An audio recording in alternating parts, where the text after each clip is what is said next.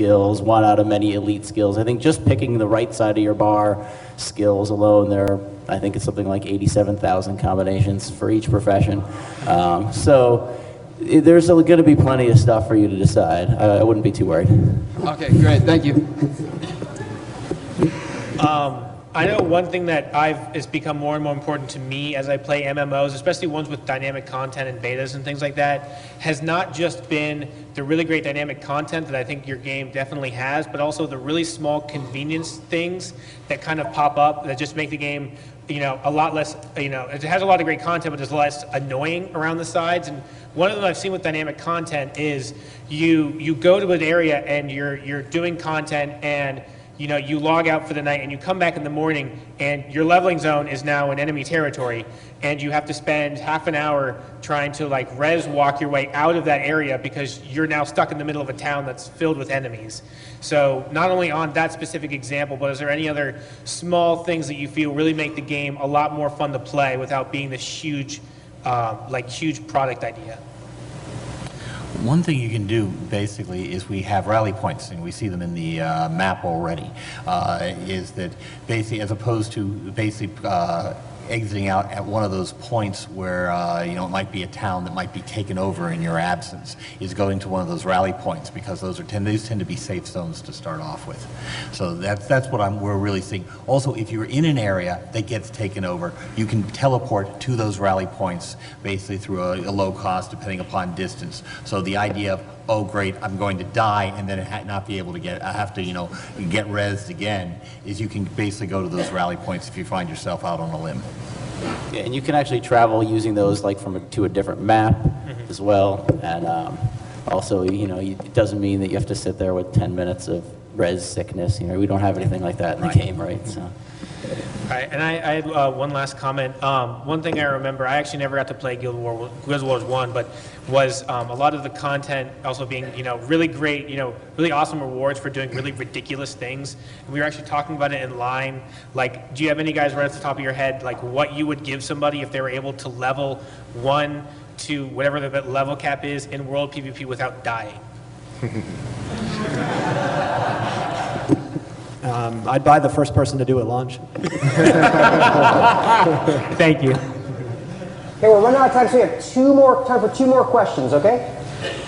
My question is more about the casual players. I want to drag my friends into playing Guild Wars 2, but some of them aren't very good. They enjoy these sort of games, but they're not very good at the more skill-based classes, like the likes of Thieves, etc. Do you have the equivalent classes for the Team Fortress Heavy, or the Warcraft Paladin, or something basically easy mode, suitable for people that like that sort of game and want to play with me, but aren't very good at it? Yeah, you mean warriors?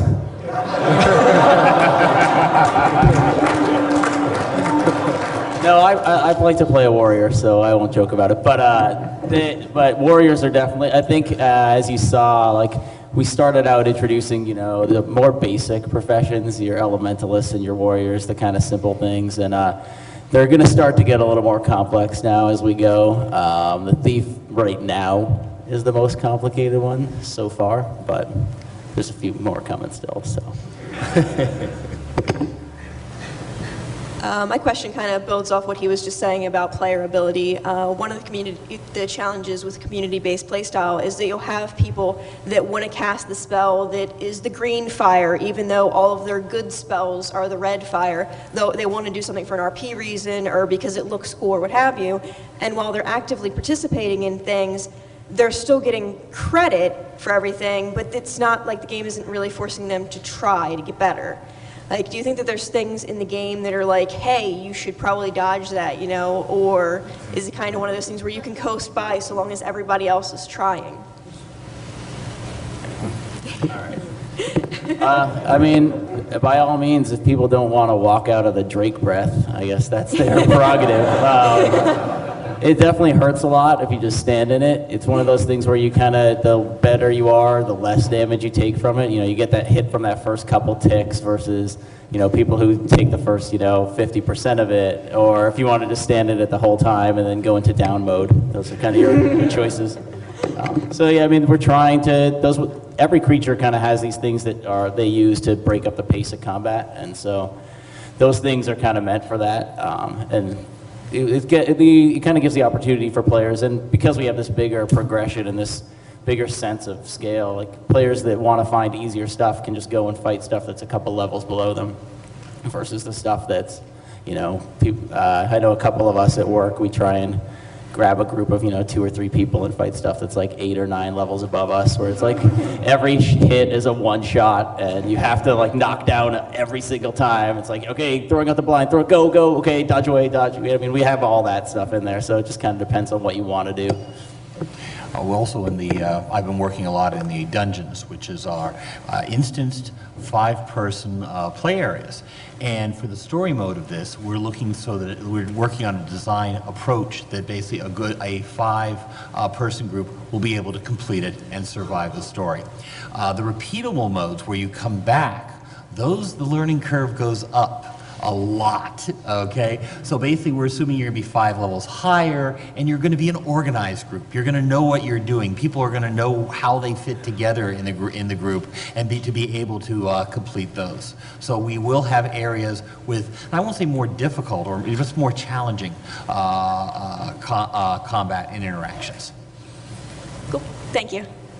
Okay, the clock is ticking. We actually have 3 minutes left, which means that we have time for one final question. This gentleman is being proactive and jumping up on the mic. Very good. Hi, first of all, thank you very much for making such a beautifully visual game, as opposed to many other MMOs that are out there. World of Warcraft. It's a hideous looking game. First one is a yes or no question for my girlfriend, please. She wants to know about the 8 skills, if those are going to stay or not, or if you're going to have the ability to just have more than 8 skills at a time. All right, there's 10 slots on the bar. You get 2 weapon sets. So on a given class, profession, that can sometimes mean up to 20 skills. So an elementalist generally has access to about 38 skills at any given time. So if that's not enough to satisfy her, I'm not sure what to do. Nice. And second one, real quick. I like the ability to be a mage wearing plate if I have the certain requirements to be able to wear different gear. Being a very squishy character like a mage, could I wear a plate chest, plate helm? You're going to want to look at the Guardian, I think. So what we try and do is make our professions feel very, very distinct from each other and make sure that, if there's an archetype that you are interested in, that there's something for you. I mean, we joke about we've joked for a while about the sneaky archetype and people who like to play that anti-hero, and now we reveal the thief and stuff.